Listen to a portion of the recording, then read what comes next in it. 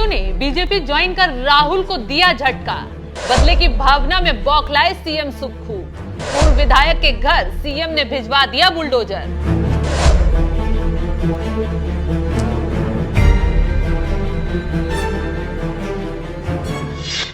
नमस्कार, आप देख रहे हैं एनएमएफ न्यूज। मैं आपके साथ शबनम। हिमाचल में इस वक्त बागी आयोग के पूर्व विधायकों और सीएम सुक्खू के बीच सियासी युद्ध छिड़ गया है।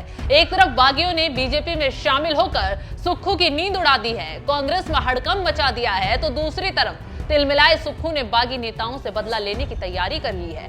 उन्हें प्रताड़ित करना शुरू कर दिया है। हद तो तब पार हो गई जब बागी नेताओं के बीजेपी में जाने की खबर फैली तो सुक्खू ने तुरंत बागी पूर्व विधायक इंद्रदत्त लखनपाल के खिलाफ बुलडोजर एक्शन की शुरुआत कर डाली।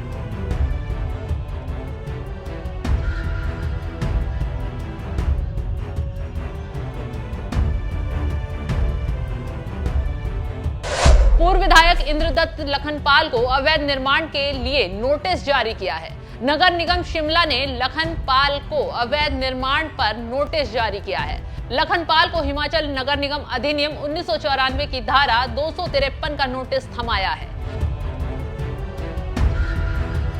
बागी नेताओं के खिलाफ सुक्खू सरकार की ये बौखलाहट नहीं तो क्या है। कांग्रेस बदले की भावना में इतनी अंधी हो गई है कि कुछ भी करने के लिए उतारू है।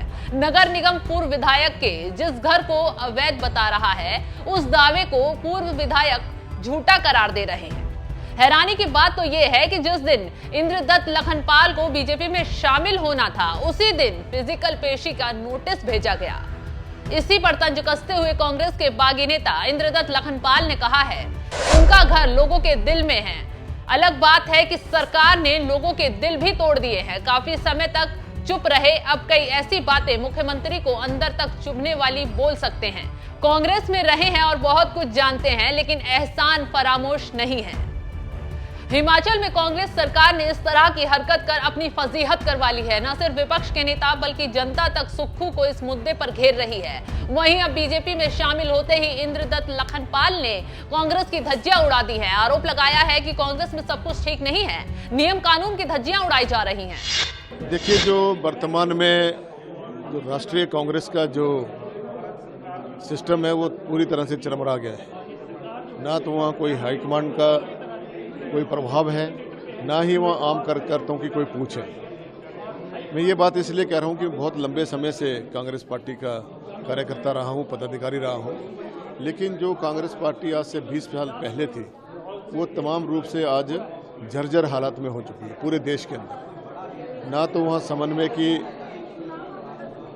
कोई ऐसी दिखाई देती है कड़ी कि जिससे लोगों को जोड़ा जा सके। जो सीनियर हमारे जैसे कार्यकर्ता हैं या विधायक हैं, उनके साथ कभी भी हाईकमांड ने कोई चर्चा करने का प्रयास नहीं किया। और एक राज्यसभा में एक ऐसे व्यक्ति को थोप दिया गया जो व्यक्ति हिमाचल के हितों के खिलाफ माननीय उच्च न्यायालय में लड़ाई लड़ता हो।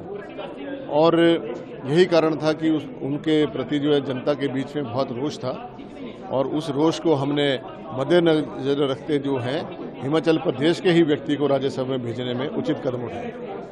और जिस तरह से अगर आप बीजेपी चुनाव लड़ाती है तो आप लोग चुनाव भी लड़ेंगे? बिल्कुल 100% लड़ेंगे। कांग्रेस पार्टी आप लोगों की सुन नहीं रही थी, इसलिए आप लोगों ने जो वादे किए थे। हाँ जी, कांग्रेस पार्टी का बहुत लैक रहा।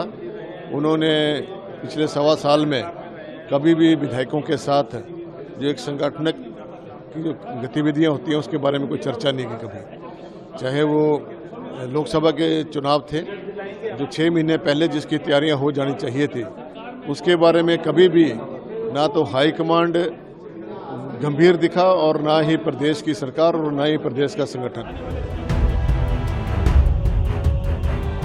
सुना आपने कैसे कांग्रेस के अंदर तानाशाही चल रही है। जनता की तो छोड़िए, अपनों की ही कोई सुनने वाला नहीं है।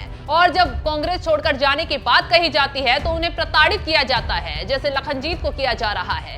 खैर, अब बीजेपी ने भी सुक्खू सरकार की इस हरकत के खिलाफ हल्ला बोल दिया है। कांग्रेस को चारों तरफ से घेर लिया है। सुक्खू घिरते नजर आ रहे हैं, सरकार पर भी संकट मंडरा गया है। तो इस खबर पर आपकी राय क्या है, हमें कमेंट कर जरूर बताएं।